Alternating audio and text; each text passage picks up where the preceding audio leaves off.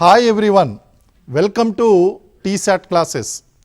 మనకి ఈ సోషల్ ఎక్స్క్లూషన్లో భాగంగా ముఖ్యంగా లింగ అసమానతలు ఏదైతే ఉందో అంటే inequalities on the basis of gender ఏదైతే ఉందో ఆ బేసిస్ మీదుగా చూసినప్పుడు మనం ఎన్సీఆర్బీ డేటాను కూడా చూడవలసి ఉంటుందండి. ఎన్సీఆర్బీ అంటే NCRB stands for national crime records bureau, జాతీయ నేర గణాంక సంస్థ. అంటే ఒక సంవత్సర కాలంలో క్యాలెండర్ ఇయర్లో, ఇది ఎప్పుడు కూడా క్యాలెండర్ ఇయర్లో గణించడం అనేటువంటిది జరుగుతుందండి. ఈ సంవత్సర కాలంలో జరిగినటువంటి నేరాలన్నింటినీ కూడా దేశవ్యాప్తంగా జరిగినటువంటి నేరాలు ఏదైతే ఉన్నాయో ఆ నేరాలన్నింటినీ కూడా ఒకసారిగా వాటిని గణించడం అనేటువంటిది జరుగుతుంది. వాటిని కేటగిరీ వైజ్ చేస్తారు. ఆ కేటగిరీ వైజ్ చేసి దొంగతనాలు అనేటువంటివి ప్రీవియస్ ఇయర్తో పోల్చి అవి ఓవరాల్ క్రైమ్ రేట్ పెరిగిందా తగ్గిందా, దొంగతనాలు అనేటువంటివి పెరిగాయా తగ్గాయా, మహిళలపై హింస అనేటువంటిది పెరిగిందా తగ్గిందా, ఇలాంటి అనాలిసిస్ అనేటువంటిది మనకి దొరుకుతుందండి. ఇది ఈ డేటా ఎన్సీఆర్బీ డేటా అనేటువంటిది దేనికోసం ఉపయోగపడుతుందంటే నేషనల్ పోలీస్ రీసెర్చ్ బ్యూరో ఎన్పిఆర్బి వాళ్ళు దీన్ని ఉపయోగించుకుంటారు. ఈ ఎన్సీఆర్బీ డేటాని ఎవరు ఉపయోగించుకుంటారంటే నేషనల్ పోలీస్ రీసెర్చ్ బ్యూరో వాళ్ళు దీన్ని ఉపయోగించుకోవడం అనేటువంటిది కనిపిస్తుందండి. అయితే మరి నేషనల్ పోలీస్ రీసెర్చ్ బ్యూరో అనేటువంటిది మరి ఏం చేస్తుంది అది అంటే ఈ డేటాను ఉపయోగించి క్రైమ్ ట్రెండ్ అనేటువంటిది ఏ విధంగా ఉంది, అలాగే క్రిమినాలజీ అని చెప్పి ఒక సెపరేట్ సబ్జెక్ట్ ఉన్నదండి. ఆ క్రిమినాలజీలో ఏ వయసు వారు నేరాలు అనేటువంటిది ఎక్కువగా చేస్తున్నారు, అక్కడ నేరస్తుల యొక్క సైకాలజీ ఏంటి, వాళ్ళ యొక్క ఏజ్ ప్రొఫైల్ ఏంటి, ఏ నేరాలు ఎలా గణాంకం లెక్కించుతున్నారు అని ఓవరాల్గా రీసెర్చ్ చేయడం అనేటువంటి జరుగుతుంది. కాబట్టి ప్రతి సంవత్సరం చేసేటువంటి ఎన్సీఆర్బీ రిపోర్ట్స్ అనేటువంటివి చాలా ఇంపార్టెంట్. అలాగే మనకి ఎగ్జామినేషన్ పాయింట్ ఆఫ్ వ్యూలో కూడా దీన్ని అడిగేటువంటి అవకాశం ఉందండి. ఇది కాస్త లేట్గా రిలీజ్ అయిందండి. ఇది ఏం చేస్తారు అంటే ప్రీవియస్ ఇయర్ ఏదైతే ఉందో ఆ ప్రీవియస్ ఇయర్లో జరిగినటువంటి మొత్తం నమోదైనటువంటి వివరాలన్నీ కూడా వాళ్ళు లెక్కిస్తుంటారు దేశవ్యాప్తంగా జరిగినాయి. కాబట్టి ప్రీవియస్ ఇయర్ది లెక్కించడం జరుగుతుంది. నెక్స్ట్ ఇయర్ రిలీజ్ అవుతుంది. ఈసారి రావాల్సినటువంటి రిపోర్ట్ బాగా డిలే అవ్వడం వలన మనకి జనవరి 2025లో ఎన్సీఆర్బీ రిపోర్ట్ లేటెస్ట్ది రిలీజ్ కావడం అనేటువంటి జరిగిందండి. ఇది 2024 సంవత్సరానికి సంబంధించినటువంటి నివేదిక. అయితే దీన్ని రిలీజ్ చేస్తున్నటువంటి ఆర్గనైజేషన్ ఏది అంటే ఎన్సీఆర్బీ అనుకున్నాం.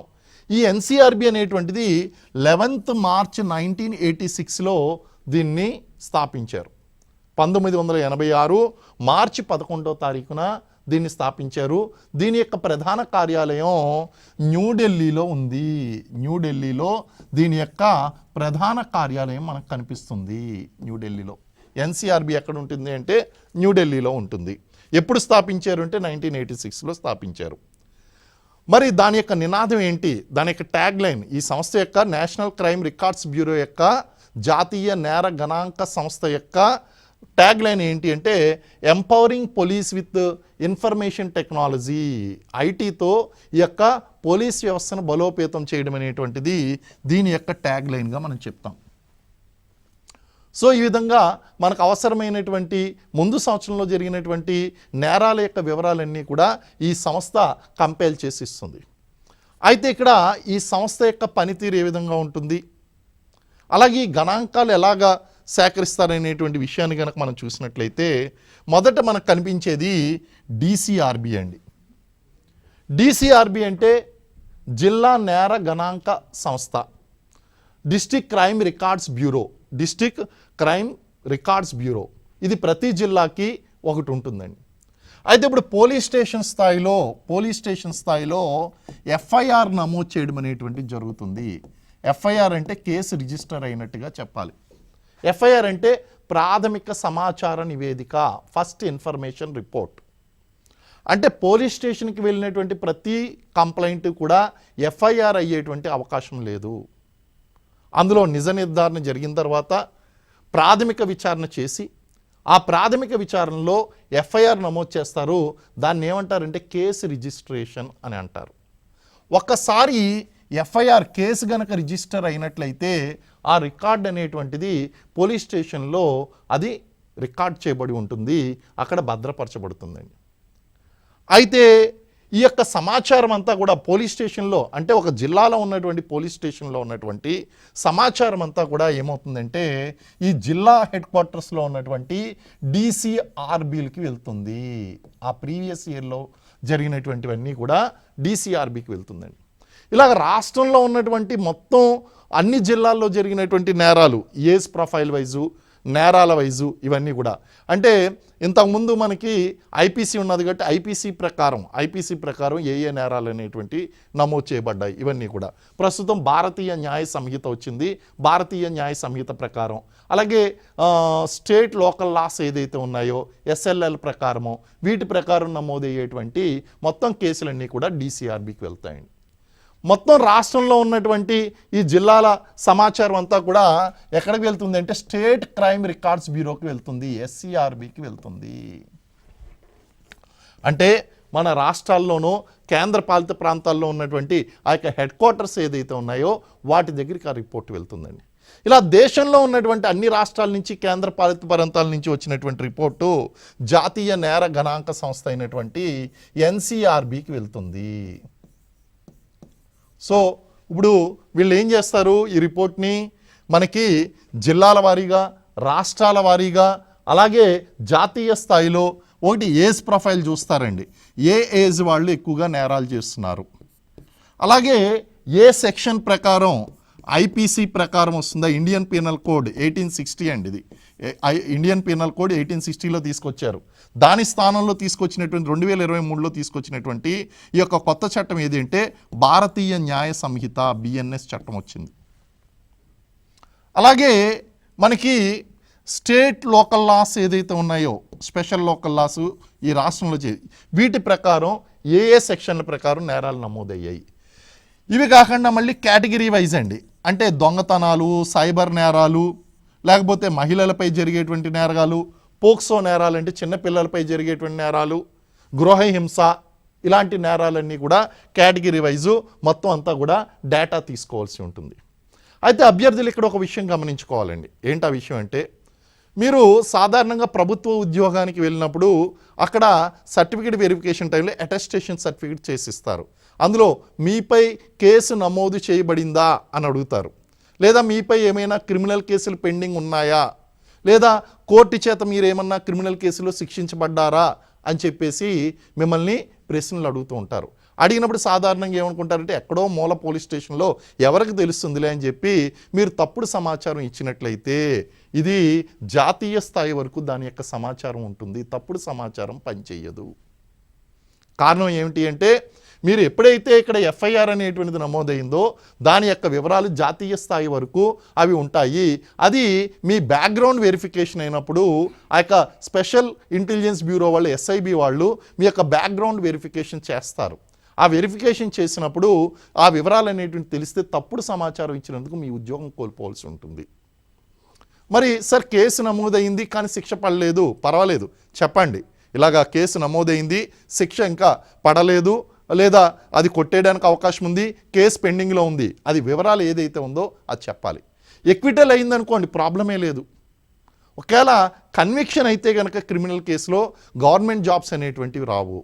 ఒకవేళ కేసు ట్రయల్లో ఉన్నదనుకోండి, కేసు ట్రయల్లో ఉందని చెప్పడం వలన కూడా మీకు ప్రమాదం లేదు, దానికి వేరే మార్గం ఉంటుంది. కాకపోతే ఈ వివరాలు క్రైమ్స్ ఏదైతే ఉన్నాయో ఈ క్రైమ్స్ అనేటువంటివి నమోదు చేయబడతాయి. ఓకే అండి. మరి దేశంలో ఉన్నటువంటి మొత్తం నేరాల రేటు ఏ విధంగా ఉంది అనేటువంటిది చూస్తే ఈ ప్రస్తుత నివేదిక ప్రకారము ప్రతి లక్ష మందికి 445.9 సంఘటనలు అనేటువంటివి జరుగుతున్నాయి. అంటే అక్కడ సంఘటనలు కనుక రేటు చూసుకున్నట్లయితే లక్షకు 445.9 సంఘటనలు అనేటువంటివి మనకు కనిపిస్తున్నాయి. దీన్ని క్రైమ్ రేట్, దేశంలో ఉన్నటువంటి మొత్తం యావరేజ్ క్రైమ్ రేట్గా మనం చెప్తాం జాతీయ స్థాయిలో. మరి క్రైమ్ రేట్లో మనకేమన్నా మార్పు వచ్చిందా అంటే అంతకు ముందు సంవత్సరంతో కనుక పోల్చినట్లయితే అంతకు ముందు సంవత్సరం కన్నా స్వల్ప తగ్గుదల కనిపించింది. స్వల్ప తగ్గుదల 0.56% అనేటువంటిది తగ్గుదల కనిపించింది. అయితే సార్ ఇప్పుడు ఎన్సీఆర్బి రిపోర్ట్ ప్రకారము ఈ రిపోర్ట్లో తగ్గుదల కనిపించింది కాబట్టి దేశంలో నేరాలు తగ్గిపోయాయని మనం భావించవచ్చా? ఇక్కడ ఒక విషయం మీరు ఎనాలిసిస్ చేసినప్పుడు చూడాలి. ఇక్కడ క్రైమ్ రిజిస్ట్రేషన్ మాత్రమే తగ్గింది, నేరాలు తగ్గేయా లేగా అన్నదానికి దీన్ని బట్టి మీరు కంక్లూజన్కి రాలేరు. నేరాలు అనేటువంటి జరుగుతూ ఉండొచ్చు, కాకపోతే ఇక్కడ రిజిస్ట్రేషన్ బట్టి అక్కడ నేరాలు ఎంత ఉన్నాయనేటువంటిది మాత్రమే ఎన్సీఆర్బి చెప్తుంది. కానీ వాస్తవంగా జరిగేటువంటి నేరాలు అనేటువంటివి రిజిస్టర్ కాకపోతే కనుక చెప్పడం కష్టము. కాబట్టి రిజిస్టర్ అయినటువంటి నేరాలను బట్టి ప్రీవియస్ ఇయర్తో కనుక పోల్చుకున్నట్లయితే క్రైమ్ రేట్లో 0.56% స్వల్ప తగ్గుదల అనేటువంటిది కనిపిస్తుంది. ఇది ఇంపార్టెంట్ పాయింట్ అండి. మరి దేశంలో ఏ ఏ రాష్ట్రాల్లో అత్యధికంగా క్రైమ్ రేట్ అనేటువంటిది ఉంది, అందులో ఉన్నటువంటి మొదటి 5 రాష్ట్రాలు ఏంటి అనేటువంటి చూస్తే నెంబర్ వన్ ప్లేస్లో ఉత్తరప్రదేశ్ ఉంది. అంటే దేశంలో అత్యధికంగా క్రైమ్ రేటు నమోదవుతున్నటువంటి రాష్ట్రం ఏది అంటే ఉత్తరప్రదేశ్. 2వ స్థానంలో కేరళ, 3వ స్థానంలో మహారాష్ట్ర, 4వ స్థానంలో ఢిల్లీ, 5వ స్థానంలో బీహార్. చూడండి, all places are notorious places. Uttar Pradesh చూడండి, ఉత్తరప్రదేశ్లో లా అండ్ ఆర్డర్ ఎప్పుడు కూడా సమస్యగానే ఉంటుంది. గ్యాంగ్స్టర్లు, డెకాల్టీలు ఇవన్నీ కూడా నిరంతరం అక్కడ ఎన్కౌంటర్లు అవి జరుగుతూ ఉంటాయి. అక్కడ నేరాల స్థాయి అనేటువంటిది ఎక్కువగా ఉంది, సరిపోయేటువంటి విషయం ఏం లేదు. అలాగే ఈ ఫారెన్ కంట్రీస్లో ఎక్కువగా నివసించేటువంటి, విదేశాల్లో నివసించేటువంటి కేరళ, వీళ్ళందరూ మ్యాక్సిమం పీపుల్ అందరూ కూడా మిడిల్ ఈస్ట్లో ఎక్కువగా ఉంటూ ఉంటారండి, అక్కడికి వలస వెళ్ళిపోతూ ఉంటారు. అక్కడ కూడా కేరళలో కూడా క్రైమ్ రేట్ ఎక్కువగా కనిపిస్తుంది. ఆశ్చర్యపోయేటువంటి విషయం ఏంటంటే 2వ స్థానంలో ఉంది కేరళ క్రైమ్ రేట్లో. 3వ స్థానం మహారాష్ట్ర, ఆర్థిక రాజధాని అయినటువంటి ముంబై. అలాగే Delhi the most dangerous place అండి. ఈవెన్ నిర్భయ సంఘటన కూడా జరిగింది ఎక్కడ అంటే ఢిల్లీలో జరిగింది. ఢిల్లీ 4th ప్లేస్లో ఉంది. క్రైమ్ రేట్ అత్యధికంగా ఉన్నటువంటి జాతీయ రాజధాని ప్రాంతం, నేషనల్ క్యాపిటల్ రీజన్ ఆర్ కేంద్రపాలిత ప్రాంతం ఏది అంటే ఢిల్లీ అని చెప్పేసి మనం చెప్తాం. నేషనల్ క్యాపిటల్ రీజన్గా చెప్తాం. ఢిల్లీ ఈజ్ మోస్ట్ క్రైమ్ ఉన్నటువంటి ప్రాంతం, 4వ స్థానంలో ఉందండి. బీహార్ గురించి మనం ప్రత్యేకంగా చెప్పుకోవాల్సినటువంటి అవసరం లేదు. మొదటి నుంచి కూడా గన్ కల్చర్ అనేటువంటి చాలా ఎక్కువగా ఉన్నాయి. రణవీర్ సేన అనేటువంటిది, ప్రైవేట్ సైన్యం అనేటువంటిది విపరీతంగా గన్ సేకరించడం అనేది కనిపించింది అక్కడ మనకి. సో బీహార్లో కూడా మన గన్ కల్చర్ అనేటువంటిది ఎక్కువగా కనిపిస్తుంది. ఇక్కడ కూడా క్రైమ్ రేట్ ఎక్కువగా ఉంది. ఈ 5 రాష్ట్రాలు కూడా భారతదేశంలోని అత్యధికంగా క్రైమ్ రేట్ ఎక్కువగా ఉన్నటువంటి రాష్ట్రాలు. అలాగే మరి అత్యల్పంగా తక్కువగా ఉన్నటువంటి రాష్ట్రం ఏది అంటే మనం నాగాలాండ్ను భారతదేశంలో సురక్షితమైనటువంటి రాష్ట్రాల్లో ఒకటిగా పరిగణించబడుతుంది. నాగాలాండ్లో, నార్త్ ఈస్ట్లో ఉన్నటువంటి నాగాలాండ్. అయితే మనం వింటున్నది ఏంటి అంటే నాగాలకి కుకీలకి మధ్య క్లాషెస్ అనేటువంటివి నడుస్తూ ఉంటాయి. అక్కడ జాతిపరమైనటువంటి పోరాటాలు అనేటువంటివి జరుగుతూ ఉంటాయి. అలాగే నాగాల గురించి, ఇక్కడ నాగాలాండ్లో ఉండేటువంటి ట్రైబ్ ఏంటి అంటే నాగా ట్రైబ్ అండి. నాగాస్ ఉంటారు ఇక్కడ. ఈ నాగా ట్రైబ్ని హెడ్ హంటర్స్ అని పిలుస్తారు. Very very important. Head hunters అంటే కపాలాల వేట. వీళ్ళు శత్రువుల యొక్క తలలను నరుక్కుని వస్తారు. ఆ నరికినటువంటి తలలను ఇంటి ముందర వాళ్ళు వేలాడదీస్తారు. ఎవరి ఇంటి ముందర తలలు కపాలాలు ఎక్కువగా కనిపిస్తాయో వాళ్ళని వీరుడిగా పరిగణించడం జరుగుతుంది. అంటే ఎక్కువ మంది శత్రువులను చంపినాడు. ఈ కల్చర్ ఆగిపోయింది. అసలు ఒక రకంగా చెప్పాలంటే తుపాకీని ఉపయోగించినటువంటి మొట్టమొదటి తెగ ఏది అంటే భారతదేశంలో నాగాసే. మరి ఇంతటి నోటోరియస్ ప్లేస్ అయినటువంటి నాగాలాండ్లో క్రైమ్ రేట్ తక్కువగా ఉండడం ఏంటి అనేటువంటి చూస్తే ప్రస్తుతం మనం చెప్పినటువంటి ఆ హెడ్ హంటింగ్ కల్చర్ కానీ, అంటే శత్రువుల తలల్ని నరకడం కానీ, కుకీల మీద దాడి చేయడం కానీ, ఇలాంటి పరిస్థితులు ప్రస్తుతం లేవు. అదేవిధంగా అత్యంత సురక్షితమైనటువంటి ప్రాంతం అంటే వాళ్ళకి కల్చర్ ప్రకారం ఒక అండర్స్టాండింగ్ ఉన్నదండి. ఆ అండర్స్టాండింగ్ ప్రకారము వాళ్ళలో ఎటువంటి గొడవలు అనేటువంటివి లేవు. దాన్ని అత్యంత సురక్షితమైనటువంటి నగరంగా అందుకే నేను అంటాను, ఎన్సీఆర్బి రిపోర్ట్లో ఉన్నటువంటి డేటానన్నింటినీ కూడా మనం చూసుకుని నేరాలు తక్కువగా ఉన్నాయని పరిగణించడం కూడా కష్టం. ఇది కేవలం నమోదైనటువంటి నేరాల గురించి మాత్రమే మాట్లాడుతుంది. సాధారణంగా ఈ ట్రైబల్ కల్చర్లో పోలీస్ వ్యవస్థ, కోర్టు వ్యవస్థ, జ్యుడిషియల్ సిస్టమ్ అనేటువంటిది వెళ్ళేటువంటిది ఉండదు. ఈ యొక్క ట్రైబల్ కల్చర్లో అన్నీ కూడా తెగల పంచాయతీలోనే వాళ్ళు నివారించుకుంటారు కాబట్టి ఎఫ్ఐఆర్లు తక్కువ స్థాయిలో నమోదవుతాయండి. ఆ విధంగా కనుక చూస్తే సురక్షితమైనటువంటి నగరంగా పరిగణిస్తారు.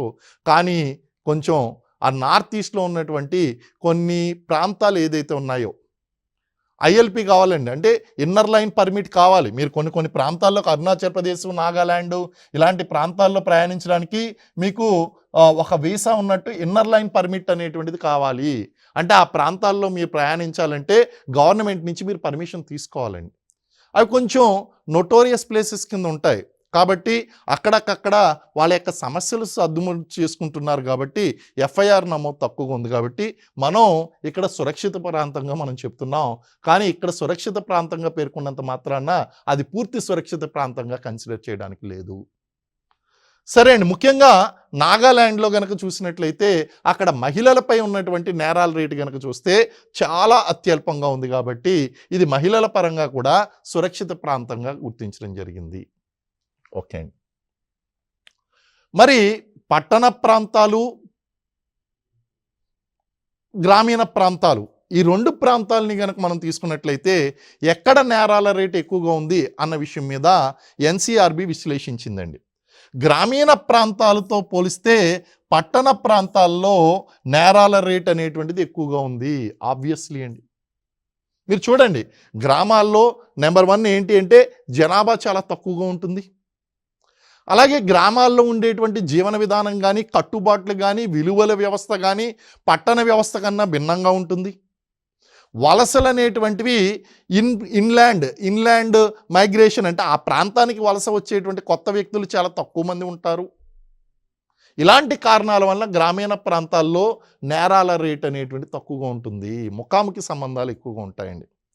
పట్టణ ప్రాంతాల్లో కనుక చూసినట్లయితే ముఖాముఖి సంబంధాలు అనేటువంటివి చాలా తక్కువగా ఉంటాయి, పరోక్ష సంబంధాలు ఎక్కువగా ఉంటాయి. దాంతోపాటు ఇక్కడ ఉన్నటువంటి జనాభా విపరీతంగా ఉంటారు. ముఖ్యంగా చూడండి, ఇటు ఢిల్లీ కానీ, ముంబై కానీ, లేదా బెంగళూరు ఇలాంటి సిటీస్లో కనుక మీరు చూసినట్లయితే ఆ సిటీస్లో విపరీతంగా జనాభా ఉంటారు. ఆ జనాభా మీద అక్కడ ఉన్నటువంటి పోలీసులకి పూర్తి స్థాయిలో నియంత్రణ అనేటువంటిది ఉండదు. ఇలాంటి కారణాల వలన, అలాగే విలువల వ్యవస్థ, సాంస్కృతిక వ్యవస్థలో ఉన్నటువంటి మార్పుల కారణంగా ఇప్పుడు గ్రామీణ ప్రాంతంలో 6, 7, 8 అయిందంటే ఎవరు బయటికి వెళ్ళరండి. కానీ ఇక్కడ పట్టణ ప్రాంతంలో కనుక చూస్తే 24/7 పనిచేసేటువంటి కంపెనీలు, స్త్రీలు బయటికి వెళ్ళవలసినటువంటి అవసరాలు ఏర్పడ్డాలు, అలాగే ఇక్కడ వలస వచ్చేటువంటి వ్యక్తుల మీద పూర్తి స్థాయి నియంత్రణ లేకపోవడం, పర్యవేక్షణ లేకపోవడం, ఇలాంటి కారణాల వలన మనకి పట్టణ ప్రాంతాల్లో నేర నమోదు అనేటువంటి చాలా ఎక్కువగా ఉంది. నేరాల స్థాయి అనేటువంటిది కూడా ఎక్కువగా ఉంది. ఇటు దిశా సంఘటన కానీ, హైదరాబాద్లో జరిగినటువంటి మనకి దిశా సంఘటన జరిగింది, అభయ సంఘటన జరిగింది, ఢిల్లీలో జరిగినటువంటి నిర్భయ సంఘటన, ఇవన్నీ గ్రామీణ ప్రాంతాల్లో జరిగినటువంటి సంఘటనలు కాదు, ఇవన్నీ కూడా పట్టణ ప్రాంతాల్లో జరిగినటువంటి సంఘటనలు. సో పట్టణ ప్రాంతాల్లో ఆబ్వియస్లీ నేరాల రేట్ అనేటువంటిది ఎక్కువగా ఉంది. సరే, క్రైమ్ కేటగిరీ ప్రకారం మనం చూసినట్లయితే ఏ కేటగిరీల్లో ఏ విధంగా ఈ ట్రెండ్ అనేటువంటిది నడుస్తుంది అనేటువంటిది చూస్తే మనకి దొంగతనాలు అనేటువంటి చూస్తే దొంగతనాల విషయంలో మనకి క్రైమ్స్ అన్నిటికంటే ఎక్కువగా జరుగుతున్నది ఏది అంటే దొంగతనాలు చాలా ఎక్కువగా ఉంటుంది. అత్యంత ప్రబలమైనటువంటి ఎక్కువగా జరిగేటువంటి నేరంగా దొంగతనం నిలిచిందండి. అలాగే దోపిడీలు, దాడులు, డెకాయిటీస్ అండి, అటాక్స్, దోపిడీ, దాడి చేయడం, అది చూస్తే ఫ్రీక్వెన్సీ పరంగా చూస్తుంటే చాలా తరచుగా జరుగుతున్నాయి. దొంగతనం తరువాత ఎక్కువగా జరిగేటువంటిది ఏది అంటే దోపిడీ మరియు దాడి, డెకాయిటీలు ఎక్కువగా జరుగుతున్నాయి. అయితే అందరూ భావిస్తున్నట్టుగా అత్యాచారం మొదటి స్థానంలో ఉంటుంది అనుకుంటున్నారు. అత్యాచారం మొదటి స్థానంలో లేదు, అత్యాచారం అనేటువంటిది తర్వాత స్థానంలో ఉంది. కానీ గత సంవత్సరంతో గనక పోల్చినట్లయితే, ప్రీవియస్ ఇయర్తో గనక పోల్చినట్లయితే ప్రస్తుత నివేదికలో మనకి 1.1% పెరిగింది. అత్యాచారం కేసులు అనేటువంటివి 1.1% అనేటువంటివి పెరిగాయండి. అలాగే కిడ్నాపుల విషయం దగ్గరికి వచ్చేసరికి, ఎత్తుకుపోవడం, బంధించడం, కిడ్నాప్ అండ్ అబ్డక్షన్ అంటాం, ఆ విషయం దగ్గరికి వచ్చేసరికి ఇవి చాలా విపరీతంగా పెరిగిపోయాయి. 5.1% పెరిగిందండి. కిడ్నాప్ అండ్ అబ్డక్షన్ అనేటువంటిది చాలా ఎక్కువగా పెరిగింది. అయితే ఇక్కడ మనం ఒక విషయం గుర్తుపెట్టుకోవాలండి. మహిళల మీద అత్యధికంగా జరుగుతున్నటువంటి నేరం ఏది? చాలా ఎగ్జామ్లో చాలా ఎక్కువగా అడిగేటువంటి అవకాశం ఉందండి. చాలామంది ఏమనుకుంటారంటే అత్యాచారం అంటారు. కాదు, మహిళల మీద అత్యధికంగా జరుగుతున్నటువంటి నేరం గృహహింస, డొమెస్టిక్ వైలెన్స్ అండి. మరి తర్వాత స్థానంలో ఏది ఉంది? కిడ్నాప్ అండ్ అబ్డక్షన్ ఉంది. మరి మూడో స్థానంలో ఏది ఉంది అంటే అత్యాచారం ఉందండి. మూడో స్థానంలో, నాలుగో స్థానంలో ఎవ్రీ ఇయర్ మారుతూ ఉంటుంది. సో మనకి అత్యాచారం తర్వాత ఉన్నదండి, గృహహింస మరియు కిడ్నాప్ అండ్ అబ్డక్షన్ తర్వాత ఉన్నదండి ఇది. సో గృహహింస ఎక్కువగా జరుగుతుంది.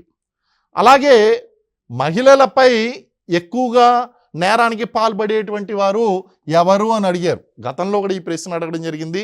ఇప్పుడు కూడా ఈ యొక్క నివేదిక ప్రకారం కనుక చూసినట్లయితే మహిళల మీద అత్యధికంగా ఈ యొక్క నేరాలకు పాల్పడేటువంటి వాళ్ళు ఎవరు అని చూస్తే కనుక స్వంత కుటుంబ సభ్యులు, family members and known members మొదటి స్థానంలో ఉన్నారు.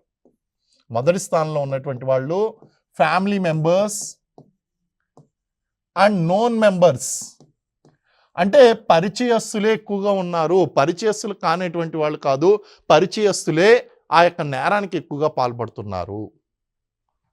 సో తర్వాత స్థానంలో కనుక చూసుకున్నట్లయితే అపరిచితులు వీళ్ళు వాళ్ళు ఉంటారండి, అంటే పరిచయం లేనటువంటి వాళ్ళు ఉంటారు.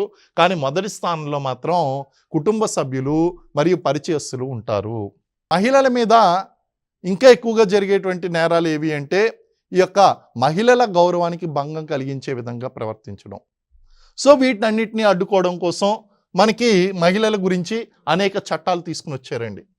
మనకి పని స్థలాల్లో మహిళలను ఆ యొక్క లైంగిక వేధింపుల నుంచి కాపాడడం కోసం తీసుకొచ్చినటువంటి చట్టం ఏది అంటే prevention of sexual harassment act at work places అండి, పాష్ యాక్ట్ అంటాం. దీన్ని 2012 సంవత్సరంలో తీసుకుని వచ్చారండి.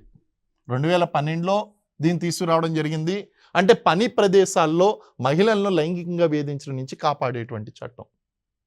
అలాగే వీళ్ళ మీద గృహహింస ఎక్కువగా జరుగుతుంది అన్నాం.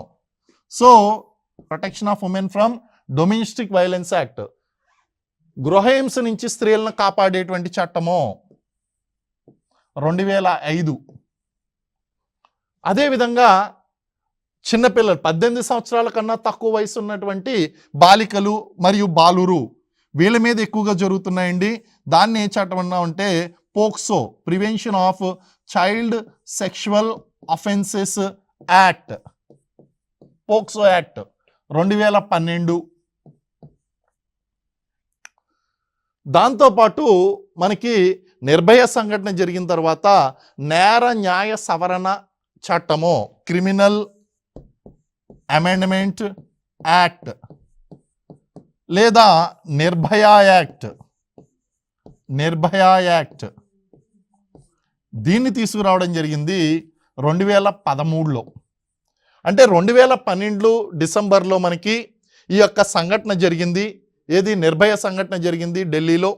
తరువాత మనకి జస్టిస్ జేఎస్ వర్మ కమిషన్ యొక్క అధ్యక్షతన నేర చట్టంలో ఉన్నటువంటి లోపాలన్నింటినీ సవరిస్తూ ఒక చట్టాన్ని తీసుకుని రావడం జరిగింది. దాన్నే మనం ఏమన్నామంటే నేర న్యాయ సవరణ చట్టం అన్నామో 2013 సంవత్సరంలో తీసుకుని వచ్చామండి. ఇవన్నీ కూడా లేటెస్ట్ యాక్ట్, మహిళలకు ఉపయోగపడుతున్నటువంటి కొత్త చట్టాలు. ఇవి కాకుండా అనేక పురాతన చట్టాలు కూడా ఉన్నాయండి. ఆ పాత చట్టాలన్నీ కూడా మహిళల గౌరవానికి భంగం కలిగించకుండా ఉండేటువంటి చట్టము 1986, the abolition of indecent projection of women 1986. ఇలాంటి చట్టాలన్నీ కూడా మహిళల ఆత్మగౌరవాన్ని కాపాడడం, లేదా మహిళలకు కార్యాలయాల్లో జరిగేటువంటి ఆ యొక్క లైంగిక వేధింపుల నుంచి, గృహహింస నుంచి, అలాగే చిన్నపిల్లల మీద జరిగేటువంటి లైంగిక నేరాల నుంచి, అలాగే నిర్భయ లాంటి సంఘటనల నుంచి రక్షణ కల్పించడం కోసం ప్రభుత్వం ఎప్పటికప్పుడు కొన్ని స్పెషల్ చట్టాలు అనేటువంటివి తీసుకుని వస్తుంది. వీటిని SLLs అని చెప్పేసి మనం పేర్కొన్నాం. దీంతో పాటు ప్రభుత్వం ఏం చేసింది అంటే ఆ పాత చట్టాలు ఏదైతే ఉన్నాయి, CRPC కానీ IPC కానీ, వీటినన్నిటినీ కూడా ఇండియన్ ఎవిడెన్స్ యాక్టు, వీటినన్నిటినీ చేంజ్ చేసి వీటి స్థానంలో మనకి భారతీయ న్యాయ సంహిత, భారతీయ సాక్ష్యాధార, భారతీయ నాగరిక సురక్షా సంహిత, ఇలాంటి చట్టాలన్నీ కూడా మనకి తీసుకురావడం అనేటువంటిది జరిగింది. ఈ విధంగా మనం ఈ నేర నమోదు సంస్థ తీసుకొచ్చినటువంటి డేటాలను ఎప్పటికప్పుడు విశ్లేషిస్తూ కొత్త కొత్త చట్టాల్లో చట్టాలలో మార్పులు అనేటువంటివి తీసుకుని వస్తున్నాం, కొత్త చట్టాలు అనేటివి తీసుకొస్తున్నాం. ఇది ఈరోజు ఎన్సీఆర్బి నివేదిక మీద ఉన్నటువంటి ముఖ్యమైనటువంటి సమాచారం. మళ్ళీ నెక్స్ట్ ఎపిసోడ్లో మరింత సమాచారంతో మనం కలుసుకుందాం. Thank you very much.